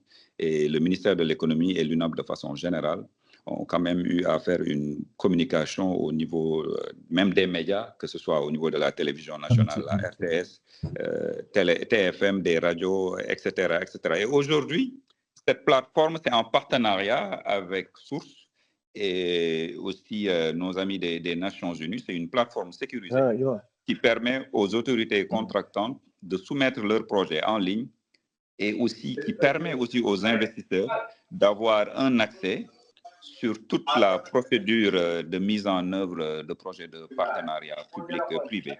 Peut-être ce qu'on devait faire, voilà, c'est peut-être échanger. Allah, votre micro est ouvert. Malik, pardon, ouais, il y a Allah, son micro qui est ouvert. Voilà, merci. Continuez, Malik. Voilà, donc je disais qu'on a mis en place la plateforme Source PPP Sénégal pour permettre un peu de digitaliser toute la procédure de mise en œuvre de partenariat public-privé au Sénégal. Effectivement, il y a d'autres structures, notamment l'ARCOP, qui a aussi récemment lancé une plateforme. Mais je pense qu'à un moment donné, il faudrait que les différentes structures qui s'activent autour des PPP puissent s'asseoir ensemble afin de mutualiser les différentes plateformes qui existent. Voilà, une question aussi a été posée, une question très pertinente concernant les 33% qui sont réservés au secteur privé national. Bon, quelqu'un a dit que c'est automatiquement réservé au FONSIS. Je tiens à préciser que tel n'est pas le cas. Voilà, donc tel n'est pas le cas. Ces 33% sont réservés au secteur privé national et communautaire. Toutefois, ça je tiens à le dire, au cas où le secteur privé national ou communautaire n'est pas en mesure de porter ces 33%-là, l'État pourrait demander au FONSIS en tant que fonds souverain de l'État de porter ces 33%-là. Mais si aujourd'hui il y a un secteur privé capable, national ou communautaire, de prendre ces 33%-là, ces 33% lui sont réservés. Donc ça, c'est une précision quand même que je tenais à faire. Pourquoi aussi il y a eu cette souplesse? Parce qu'aujourd'hui, on sait que dans des projets majeurs, on pourrait avoir, ou bien on pourrait être confronté à des difficultés par rapport à notre secteur privé qui peut-être ne pourrait pas avoir des capitaux afin de participer plutôt au niveau du SPV, voilà, de la Special Purpose Vehicle, comme on dit. Donc ça, quand même, c'est une confusion et je tiens à préciser que ceci n'est pas exclusivement réservé aux FONSIS. Non, c'est au cas où, encore une fois, que le secteur privé n'est pas en mesure de porter ces 33%-là. Et pour éviter que le projet n'avance pas, l'État peut demander aux FONSIS de prendre part. Et même, par exemple, à une certaine période, le FONSIS pourrait céder ces 33%-là au secteur privé au cas où le secteur privé aurait les capacités financières de prendre ces 33%-là. Donc ça, pour moi, c'est une précision de taille qu'il faut apporter.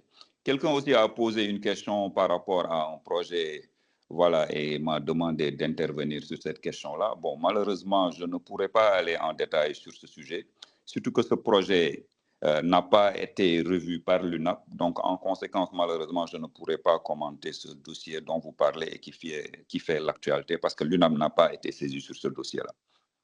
Donc, de façon ramassée, je pense que j'ai pu répondre aux différentes questions. Mais effectivement, je suis d'avis qu'aujourd'hui, nous devrions ensemble travailler, comme l'a si bien dit le doyen Ly, voilà, que ce soit l'UNAP, l'ARCOP, la DCMP, le secteur privé, le FONSIS, l'APIX de façon générale, et je pense même Maître l'a bien dit, on a un problème de marketing. Voilà, on a un problème de marketing de nos projets.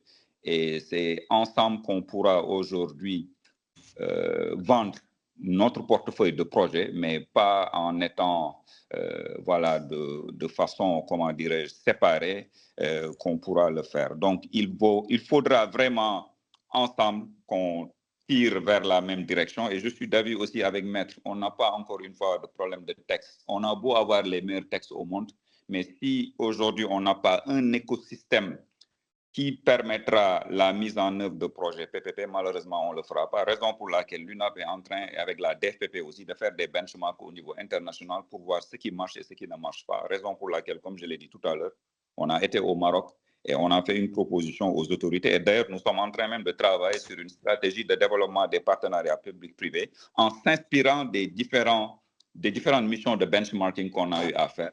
Et ceci, pour moi, permettra aux différents acteurs de faire des projets de partenariat public-privé. Je vous remercie, Lamine. Merci, Malik. On donne à Allah. Voilà. Oui, merci. avant, Oui, merci et on Lamine. terminera Merci par Lamine. Maître. Voilà. Lamine, moi, je vais intervenir sur le code des investissements pour préciser à mon prédécesseur qui a parlé. Peut-être qu'il ne connaît pas ce dispositif de filtrage. Je vais vous donner, parce que c'est quelque chose qui nous tient à cœur. Nous, on a 26 ans. 26 ans ininterrompu d'investissement dans le secteur privé. Nous avons toujours dit qui est l'entreprise sénégalaise. C'est clair dans le code des marchés publics maintenant, c'est clair dans, comment il s'appelle, la loi PPP. On dit c'est l'entreprise qui a le NINEA, registre de commerce dans un pays de l'UEMOA. Et une amélioration a été faite par la loi PPP et transposée dans le code des marchés publics pour dire qu'il faut qu'il y ait la moitié du personnel cadre et opérationnel qui soit citoyen sénégalais ou UEMOA. Mais c'est insuffisant. Et ce que je vous dis, ce que le monsieur a dit, moi je vais juste donner pour dire que ce n'est pas la bonne information. Le règlement Union européenne 2019-452, allez le regarder, c'est le règlement qui fixe au niveau communautaire le dispositif de filtrage. Et vous allez trouver dans ce document-là, c'est quoi filtrage? Qu'est-ce qu'ils appellent filtrage? Et c'est sans complaisance. Ils disent même jusqu'à interdire l'investissement donc, dans la zone européenne. Je veux juste dire, ils disent filtrage, c'est une procédure permettant d'évaluer, d'examiner, d'autoriser, de soumettre à condition d'interdire ou d'annuler des investissements directs étrangers, mais sans nuire l'attractivité donc des pays européens. Et ça, je vous dis, c'est l'article 32, l'article 2 donc, du règlement européen. Et ils vont aller jusqu'à demander le reporting de tout pays européen donc, au niveau du Parlement européen. Et la France a fait c'est un règlement ça. La France a fait un décret en 2023-1293 relatif au filtrage des IDE. La France donne le seuil à 10% pour déclencher le filtrage des investissements étrangers, c'est 10%. Dès lors que la personne a 10% d'investissements étrangers, on déclenche. Et on déclenche sur quoi? On déclenche d'abord sur la qualification pour dire que c'est qui cette personne. La première chose, est-ce que vous êtes un étranger? Deuxième chose, est-ce que vous êtes un Français ou Européen, mais vivant à l'étranger et n'ayant pas de résidence fiscale en Europe? Ça, c'est la deuxième chose. Troisième chose, est-ce que vous êtes une entité ou une entité détenue? Voilà, une entité détenue par quelqu'un frappé de ce que je viens de dire tout à l'heure, c'est-à-dire un Français ou un Européen qui n'a pas résidence fiscale ou bien un étranger. À partir de ce moment, il est déclenché. Il est déclenché par rapport au secteur d'activité. 3 blocs, Lamine, juste pour terminer, parce que c'est important, c'est quelque chose qui nous tient à cœur. La première chose, c'est une activité sensible. Bon, vous avez vu dans notre pays, tout ce qui est carte d'identité, tout ce qui est passeport, tout ce qui est permis de conduire est détenu par des étrangers, dans des pays étrangers. Là, c'est impossible. C'est-à-dire, en France, c'est le décret qui dit que c'est impossible. La deuxième chose, c'est les infrastructures, biens et services critiques. C'est ce qu'ils appellent critiquement essentiel à la population. Même l'alimentaire, l'agro-industrie, pour investir en France, on le déclenche parce que c'est quelque chose donc, qui est essentiel aux populations. Je ne parle pas maintenant des ports que nous dilapidons, hein, nos ports, nos aéroports, chemins de fer, on donne facilement aux Européens, aux étrangers, alors que là, c'est impossible. Le dernier bloc, c'est la recherche et développement. Tout recherche et développement sur les biens à double usage. Double usage, c'est quoi? Un bien qui peut servir pour le civil et pour le militaire. À partir de ce moment où il y a double usage, comme les drones, on dit tout de suite c'est frappé par la loi. Donc, pour dire que ce que nous disons, nous le savons, nous pensons qu'il y a des améliorations sur la définition de c'est quoi une entreprise sénégalaise. Il y avait des insuffisances, il y a des améliorations, mais elles sont insuffisantes. Nous ne disons pas sénégalais ou étranger. Un étranger, oui, mais un étranger qui a résidence fiscale dans notre pays. À partir de ce moment, nous pensons qu'il n'y a pas de problème. On s'est compris, Lamine? Oui, on s'est compris. Et vous êtes le champion du contenu local. Voilà. Et merci. Et Lamine, vous avez illustré. Et Lamine, juste une seconde. Oui. Aux États-Unis, vous avez le Committee on Foreign Investment in US. C'est le dispositif de filtrage de tous les investissements aux États-Unis étrangers. Donc, pour dire ce qu'on dit, c'est vraiment bien documenté. Oui, je pense que je vais passer la parole à Maître, voilà, mais comme ça, après moi, je ferai juste un mot, voilà, pour clôturer et remercier. Voilà. Maître, vous avez la parole, voilà, sur ces sujets. Voilà, et notamment sur la question implicite qui est est-ce que c'est pertinent ou pas d'avoir un code de contenu local qui couvrirait tous les dispositifs de contenu local qui sont éparpillés dans différents textes. Quel est votre point de vue en tant que professionnel? Bon, je ne peux pas répondre d'emblée parce que je n'y ai pas réfléchi, mais bon, je pense que chaque secteur, selon les spécificités, il n'est pas. Je pense que la situation actuelle, secteur par secteur, n'est pas gênante. Il ne faut pas vouloir régir pour régir dans un seul code unique. Bon, mais il faut réfléchir. Peut-être que. Mais il faut d'abord faire une analyse, une évaluation, hein, avant de pouvoir se prononcer dessus. Je ne suis pas spécialement interpellé sur la question du contenu local, mais je crois qu'il y a deux considérations qu'il faut prendre en compte. La question de l'échelle, parce que il faut quand même qu'on soit modeste, qu'on voit un peu la dimension de nos entreprises par rapport aux besoins d'investissement. Quelqu'un l'a dit tout à l'heure par rapport aux capacités financières. Donc, ce sont des éléments qui sont capitaux. Il ne suffit pas juste de protéger, de faire du contenu local pour imposer des choses ou pour filtrer. Encore faut-il qu'on ait un secteur privé qui soit en mesure de profiter de ces opportunités. Donc, ça, c'est un point qui est important, qui est très important, qu'on mesure bien par rapport aux besoins extrêmement importants de financement, la possibilité pour le secteur privé national de bénéficier des protections qu'elle peut réclamer. Ça, c'est un point qui est très important. Ça m'amène à la question d'ailleurs du fichier proposé par Apply sur le contenu local. Parce que sur le contenu local, il y a une autre question qu'il faut prendre en considération. On peut dire à un investisseur étranger, vous devez prendre des Sénégalais. Vous devez prendre une entreprise sénégalaise ou une société de droit sénégalais. Ça, c'est une chose. Mais quand même, les investisseurs ont des contraintes. Quand vous prenez une multinationale, mais c'est pas pour rien qu'on parle en matière de corporate, on parle comment on appelle ça encore? C'est un terme latin, la volonté d'être ensemble dans une société. Mes collègues juristes savent de quoi je parle. Il faut que les associés soient compatibles. On ne peut pas imposer à quelqu'un. L'affection sociétatiste, formidable, voilà. L'affection sociétatiste est fondamentale. Vous ne pouvez pas demander à une multinationale qui obéit à certains standards, il vous allez le mettre avec X ou Y. Il est obligé de faire son KYC, savoir avec qui il traite. Il ne peut pas traiter avec quelqu'un parce que simplement c'est un Sénégalais. Et il y a des réponses qui ont commencé à être apportées. Par exemple, aujourd'hui, il y a des FGI, des SGI qui ont monté des fonds d'investissement. Parce qu'il y a deux manières d'exploiter le contenu local. On peut l'exploiter dans son cadre technique, parce qu'on est dans le même secteur. On peut l'exploiter comme investisseur, en investissant dans des fonds d'investissement qui présentent l'intérêt de pouvoir mobiliser des fonds importants et qui permettraient de régler cette question de KYC. Parce que quand vous prenez une SGI qui est régie par une législation communautaire qui impose un certain nombre de règles, une multinationale n'aura pas de problème à ouvrir son capital SGI.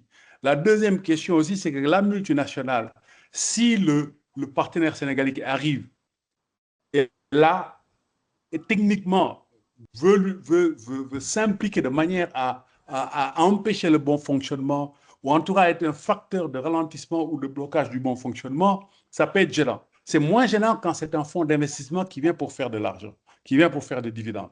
Donc, je pense que notre secteur privé doit aborder la question sous cet angle. On peut investir, mais par des véhicules spécialisés qui permettent de régler la question du volume de financement et également la question du KYC par rapport aux exigences des multinationales. Il y a une question qui m'a été posée, j'y réponds très rapidement. C'est sur la logique puissance publique, logique marchande. On n'a pas à les opposer, à mon avis. La puissance publique est le chef d'orchestre. On demande à l'État de créer l'écosystème favorable. L'État peut jouer un rôle d'acteur économique, par exemple, à travers les PPP, par les autorités concédantes indirectement, mais l'État doit laisser le privé créer la richesse, c'est son rôle. Ce qu'on lui demande, c'est de créer l'écosystème favorable, et c'est un rôle fondamental et c'est suffisant. Merci. Un très grand merci à vous tous, Maître Abdoulaye Allah et Malik. Voilà, je rappelle, hein, Abdoulaye, je l'ai dit en début de Lamine, session. excuse-moi, je n'ai pas été assez courtois. Je dois remercier mes co-panélistes. Je ne l'ai pas fait tout à l'heure. C'était un très grand plaisir d'être à vos côtés, M. Ba, M. Sen et mon jeune frère Abdoulaye. C'était un grand plaisir. Merci. Merci, Maître. En tout cas, je pense que le sujet est très riche. Voilà, et ce qu'on retient, c'est par rapport au thème qui est mobilisation de l'investissement privé au Sénégal. Gardons à l'esprit le point d'échelle et de volume que vous avez indiqué. Et je pense qu'il y a eu beaucoup de suggestions sur la partie contenu local. Mais moi, je suggère de repartir avec la réflexion sur ce qui est hors des textes, notamment le SAV, le marketing, et surtout, il y a un point essentiel que vous avez dit, voilà, comment faire pour soigner ce qu'on a déjà. Autrement dit, la relation entre ceux qui ont déjà investi, les mettre dans des conditions pour qu'ils rassurent les autres investisseurs et qu'ils réinvestissent. Donc, travaillons sur ça. Comme dit Malik, ça nous interpelle nous tous. Et l'année prochaine, en 2026, nous continuerons le cadre d'échange peut-être pour voir comment aller plus loin avec le secteur privé présent dans le pays pour les pousser en tout cas à jouer leur partition sur les PPP. Je sais que les autorités prennent en charge sur la partie autorité, entité publique, mais le secteur privé local, secteur privé présent dans le pays, comme Allah l'a bien indiqué, qui est fiscalisé ici, voilà, comment faire pour qu'ils investissent dans les PPP et surtout matérialiser quand même un bilan de PPP plus significatif conformément aux objectifs que le Sénégal ou d'autres pays africains visent pour attirer l'investissement privé. Un grand merci aux participants, plus d'une centaine, vraiment c'est désolé pour le délai, mais on a juste su récupérer la vingtaine de minutes qu'on avait perdu au début. Voilà, donc, mais on est bien dans 1 heure de temps de panel en tout. Merci et rendez-vous en 2026 pour certainement un sujet orienté secteur privé présent dans nos pays, comment faire plus d'investissements, comment s'organiser. Et là où les entités comme le CIS, qui sont des vecteurs d'agrégation d'investissement, seront essentiels parce que l'échelle nécessitera de s'organiser différemment. Merci à l'équipe qui a aidé à l'organisation de ce panel et rendez-vous 2026. Merci à nos participants.